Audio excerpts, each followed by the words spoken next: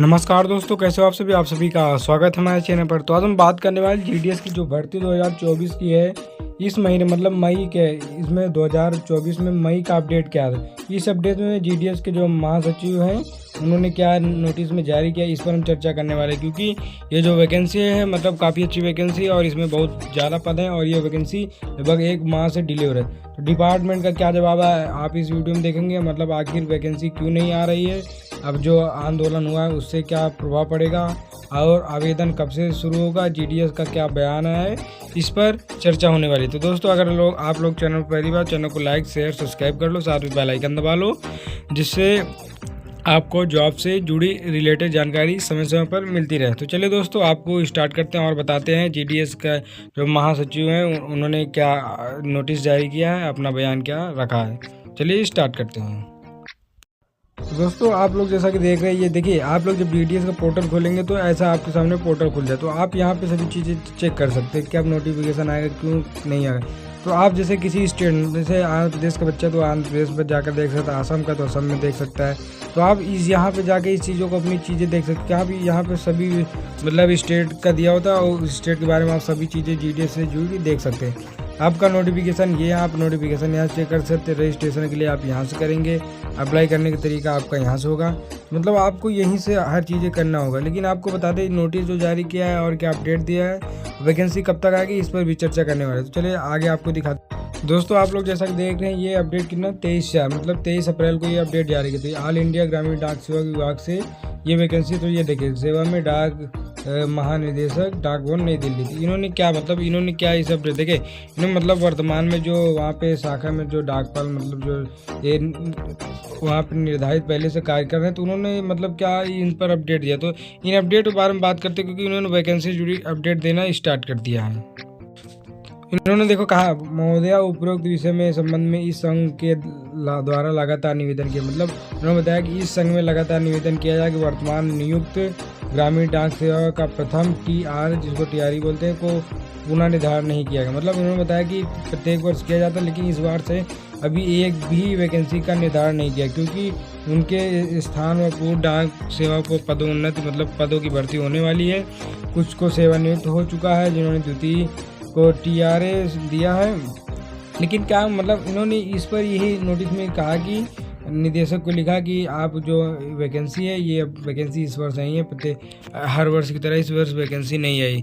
तो इस पर इन्होंने बताया मतलब आपसे निवेदन है कि आप व्यक्तिगत रूप से ध्यान देते हुए इस समस्या का समाधान है। मतलब उन्होंने बताया कि आपको इस समस्या का समाधान देते हुए आपको समाधान निकालना है। तो इस पर इन्होंने अपडेट दिया है। देखिए इन्होंने क्या जवाब दिया। तो इन्होंने बताया कि विषय वर्तमान में नियुक्त ग्रामीण डाक सेवा शाखा डाकपाल सहायक डाकपाल के लिए सेवा में प्रथम दिए गए टीआरसीए को पुनः निर्धारित मतलब कर। उन्होंने बताया कि इसको आप कोई एक डेट रखिए कि इस डेट में भर्ती होने वाली है। तो इन्होंने अपडेट दिया। अब इन्होंने अपडेट में क्या, इन्होंने जो अपना नोटिफिकेशन दे मतलब इन्होंने अपने बयान जारी किए, ये आप लोग बयान को पढ़ सकते हैं। इन्होंने बयान में क्या कहा है आपको थोड़ा लॉन्ग डिटेल में समझाते हैं। तो चलिए आपको आगे दिखाते हैं डिटेल में क्या दिया, वैकेंसी क्या अपडेट दिए, इस पर चर्चा करने वाले हैं। देखिए ये डिपार्टमेंट पोस्ट ऑफिस जिसको बोलते हैं इंडियन पोस्ट ऑफिस, ये जीडीएस का रिक्वायरमेंट 2024 का था। इन्होंने इंपॉर्टेंट क्या डेट्स बताई, मतलब इन्होंने जो निर्धारित किया इन्होंने संभावना जताई है क्योंकि नोटिस दिया तो कुछ संभावनाएं नहीं। देखिए इन्होंने जो बताया एक्सपेक्टेड मतलब इन्होंने बताया कि इसकी जो डेट है वो जून से, मतलब आपको जून से निर्धारित किया तो आप जून से कर सकते हैं। तो इन्होंने मतलब एक संभावना था मतलब जून के स्टार्टिंग से लेके आपको एक माह का मतलब 1 मंथ का आपको समय दिया जाएगा फॉर्म भरने के लिए। तो आपको 1 माह का समय दिया जाएगा तो आप फॉर्म 1 माह के लिए भर सकते हैं। मतलब आपके इन्होंने संभावना जताई कि आपके फॉर्म जून में भरेंगे, लेकिन जून में भरेंगे तब तक आपको बैठना है। आपको कुछ डॉक्यूमेंट्स में बताऊंगा और क्या क्या सावधानियाँ रखनी इस पर भी आप चर्चा करने वाले हैं, और आपकी मेरिट कितनी जाएगी इस पर भी चर्चा करेंगे। तो आपको देखिए करेक्शन का चार्ज मतलब डेट दिया जाता है लेकिन वो करेक्शन होता नहीं, आपका रजिस्ट्रेशन नंबर रद्द कर दिया जाता है। तो आपको इन्हीं चीज़ों को सावधानी करके फॉर्म को भरना है।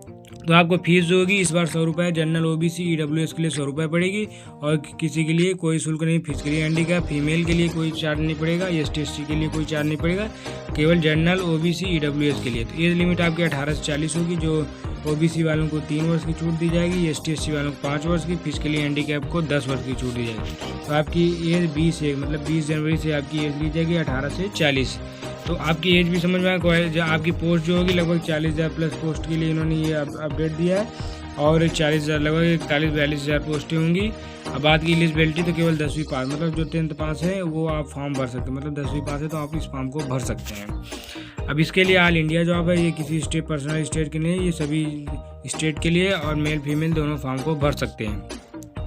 अब इसकी अगर बात करें क्या है, देखिए इन्होंने जो सैलरी बताई है लगभग 14,000 से स्टार्टिंग आपकी 30,000 तक होती है। 14,000 से लेकर आपकी 30,000 पर मंथ आपकी ये होती है। तो आपका सिलेक्शन कैसे होगा, आपका मेरिट लिस्ट जाएगी या फिर आपका डॉक्यूमेंट वेरिफिकेशन होगा।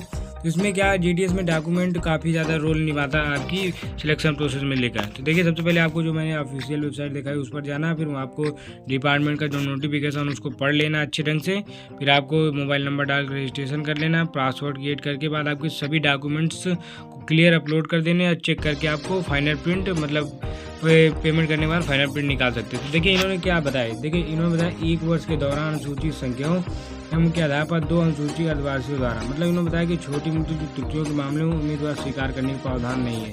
तो इन्होंने बताया कि जो छोटी मोटी गलतियां होती हैं इनका प्रावधान नहीं है, मतलब इनका कोई उपचार नहीं। तो उम्मीदवार का नाम, माता पिता का नाम, वर्तमान समय में थोड़ी सी वर्तनी त्रुटि उम्मीदवार की खारिज कर दी जाती है। तो खारिज मतलब क्या, उनको मतलब हटा दिया जाता है। तो पदों पर वर्तमान चक्र में उम्मीदवारों को शॉर्टलिस्ट करने का प्रावधान, त्यागपत्र और मुद्दा की रिक्त हो जाना, अनिच्छा, मृत्यु, दूसरे दस्तावेज, जो इनके जो डॉक्यूमेंट्स होते हैं इन सभी प्रकार के डॉक्यूमेंट्स को आपको, अगर आपको कोई दिक्कत इनमें से, तो आप इस सभी डॉक्यूमेंट्स को पहले से बनवा के रखना। अभी मैं डॉक्यूमेंट्स को लेकर भी चर्चा कर, तो आप लोग सभी चीज़ें देख सकते हैं। अभी देखिए इन्होंने बताया कि आपका आधार कार्ड होना चाहिए, वोटर ID, ड्राइविंग लाइसेंस या पैन कार्ड आपके पास, पासपोर्ट साइज ID, आपके कॉलेज पढ़ते हैं वहाँ की, आपके पहचान पत्र होने दे। तो इन्होंने ये जो जारी किए इनको आपको ध्यान उतना नहीं देना, मैं भी आपको शॉर्ट में आपको बता सकता हूँ कि कितने। तो ये जो नोटिफिकेशन है, ये नोटिफिकेशन जारी हो चुकी है, आप यहाँ से पढ़ भी सकते हैं नोटिफिकेशन को, क्या नोटिफिकेशन जारी किया। अब सबसे पहले बात करेंगे क्या, देखिए सबसे पहले आपको मैं अच्छे ढंग से समझा चुका हूँ, लेकिन अब बात करेंगे डॉक्यूमेंट। सबसे पहले आपका आधार कार्ड आपके पास होना चाहिए, पैन कार्ड आपके पास होना चाहिए, आपका डोमिसाइल सर्टिफिकेट 2024 का होना चाहिए, मार्कशीट एंड जिसकी आपके हाई स्कूल की होती है मार्कशीट होनी चाहिए, आपकी पासपोर्ट साइज फोटो होनी चाहिए, आज सिग्नेचर PDF में बना के रखना है आपको, और आपको कास्ट सर्टिफिकेट बना के रखना है। अगर PWD से फिजिकली हैंडीकैप का सर्टिफिकेट बना कर, आपका ड्राइविंग के लिए DL आपके पास होना चाहिए, या असिस्टेंट स्टेनोग्राफर के लिए करेंगे तो आपके पास कोई कंप्यूटराइज्ड डिग्री होनी चाहिए। तो ये आपकी होगी। अब बात करेंगे कट ऑफ। तो देखिए जनरल की कट ऑफ लगभग इसमें 85 के समथिंग होगी, मतलब 80 प्लस है तो फॉर्म को फॉर्म भरने में क्या रहता है, लेकिन सिलेक्शन ज़्यादा होने की चांस है वो 85 प्लस होंगे। OBC वाले 80 के समथिंग है तो फॉर्म को भर सकते हैं, कितने 80 के समथिंग है फॉर्म को भर सकते हैं। ST SC 75 प्लस है तो फॉर्म भर दें, और फिजिकली हैंडीकैप अगर 70 प्लस है तो तब भी फॉर्म को भर दें। फिजिकली हैंडीकैप जो होंगे 70 प्लस है तब भी फॉर्म को भर सकते हैं। तो दोस्तों जानकारी कैसी लगी, और ऐसी जानकारी लिए चैनल को सब्सक्राइब करके रखिए, साथ में बेल आइकन दबाएं। और दोस्तों अगर कोई क्वेश्चन डाउट रहे कमेंट बॉक्स में पूछ सकते हैं। तो चलिए मिलते हैं अपने नेक्स्ट वीडियो, तो सभी भाइयों को राम राम।